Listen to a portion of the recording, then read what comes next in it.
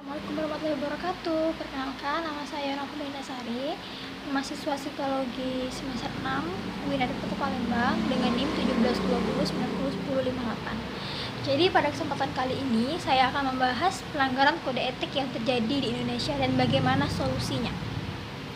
Jadi semakin tahun ternyata banyak sekali praktek pelanggaran psikologi yang terjadi di Indonesia.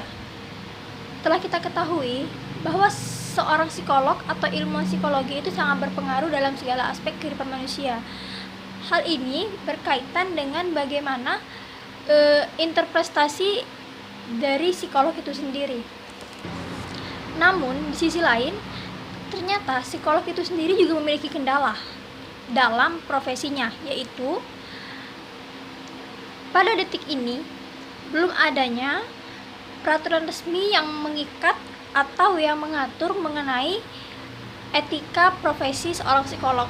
Hal ini sangat berpengaruh terhadap praktek kerjanya seorang psikolog, karena bisa saja ada oknum psikolog yang tidak bertanggung jawab yang melakukan malpraktek di luaran sana gitu kan. Seperti yang kemarin ada Deddy Sutejo yang mengaku sebagai seorang psikolog padahal dia hanya praktisi psikolog, yang saya ketahui seperti itu. Berbeda dengan seorang profesi dokter.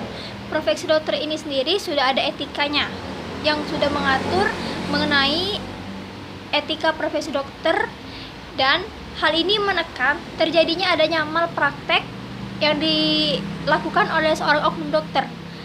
Maka dari itu masyarakat itu sendiri sudah yakin gitu sama dokter yang sudah praktek, karena mereka sudah ada etika profesinya sendiri. Berbeda dengan seorang psikolog itu belum ada etika profesi seorang psikolog seperti itu. Hal ini menyangkut pada semisal ada seorang psikolog yang tidak bertanggung jawab yang melakukan praktek di luar sana, yang semisal dia memberikan hasil tes psikotes yang salah hasilnya, itu sangat berpengaruh karena itu menyangkut dengan kepribadian seseorang seperti itu.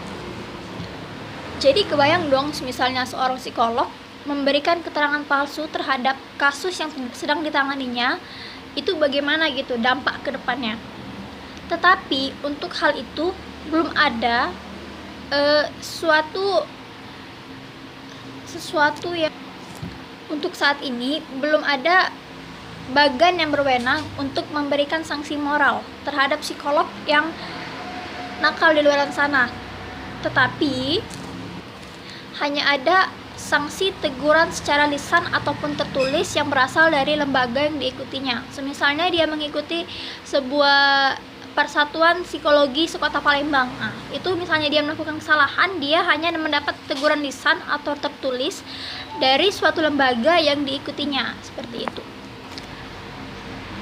Maka dari itu, saya sebagai seorang mahasiswa akan memberikan beberapa solusi untuk mengatasi ataupun meredam adanya tindak praktek pelanggaran etika profesi psikologi. Antara lain, untuk lembaga yang berwenang, misal dia harus memberikan sosialisasi kepada seorang psikolog atau perkumpulan psikolog untuk bersosialisasi apa dampak yang ditimbulkan ketika pelanggaran kode etik psikologi ini terjadi kepada masyarakat sekitar gitu kan, apa dampaknya seperti itu dan bagaimana cara menanganinya. Dan untuk mempertegas kode etik ini dapat melalui dengan cara kesepakatan bersama di atas materai, agar kemudian hari semisal dia melakukan kesalahan atau melanggar kode etik yang sudah ada, dapat diberikan sanksi tegas berupa pencabutan izin prakteknya dan mencabut gelar yang sedang ia sandang berdasarkan kadar kesalahan yang telah ia perbuat, seperti itu.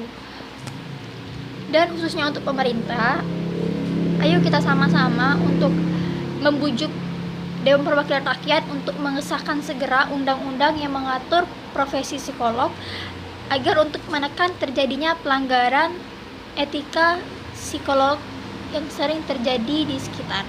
Terima kasih. Assalamualaikum warahmatullahi wabarakatuh.